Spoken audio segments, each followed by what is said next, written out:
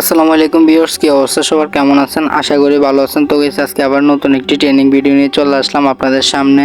Guys শুক্রবার সকাল থেকে দেখতেছি একটা টেমপ্লেটের ভিডিও টিকটকে ট্রেনিং এ চলতেছে। তো চিন্তা করলাম যেহেতু এটা ট্রেনিং এ চলতেছে তাই আপনাদের সাথেও এটা শেয়ার করা যায়।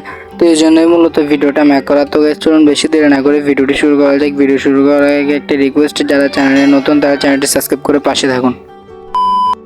ওয়েলকাম ব্যাক, চলে আসলাম মোবাইল স্ক্রিনে। তো CapCut টেমপ্লেটটি ইউজ করার জন্য আমাদের প্রয়োজন হবে CapCut অ্যাপস। তো CapCut অ্যাপস আপনারা যাদের কাছে নেই তারা প্লে স্টোর থেকে ডাউনলোড করে নিতে পারেন, কিংবা আমি ভিডিও ডিসক্রিপশন বক্সে অ্যাপসটির লিঙ্ক দিয়ে দেবো, আপনারা ওইখান থেকে ডাউনলোড করে নেবেন। তো আপনারা প্রথমত কী করবেন, আমার ভিডিও ডিসক্রিপশন বক্সে চলে যাবেন।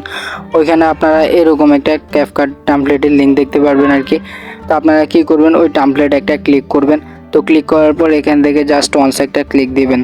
এখানে ক্লিক দেওয়ার পর আপনাদের সামনে এরকম একটা ইন্টারফেস চলে আসবে। এখান থেকে আপনারা ইউজ টেমপ্লেট ইন CapCut যেটা আছে এটাতে একটা ক্লিক করবেন। এটাতে ক্লিক করার পরে আপনাদের সামনে সরাসরি এরকম একটা ইন্টারফেস চলে আসবে। এখান থেকে আপনারা ইউজ টেমপ্লেট যেটা আছে ইউজ টেমপ্লেটে একটা ক্লিক করবেন।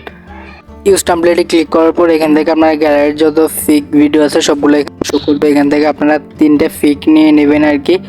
আর চতুর্থ নাম্বারে একটা ভিডিও দিয়ে দিবেন, আপনাদের যে কোনো একটা ভিডিও দিবেন আর কি। তো ভিডিও দেওয়ার পরে আপনারা কী করবেন, নিচে পাওয়ার ভিউতে একটা ক্লিক করবেন। তাহলে এখানে একটু লোডিং নেবে, এরপর আপনাদের ভিডিওটি মেক করা কমপ্লিট হয়ে যাবে। গাইস এখন আমরা দেখবো যে আমাদের ভিডিওটা কেমন হয়েছে।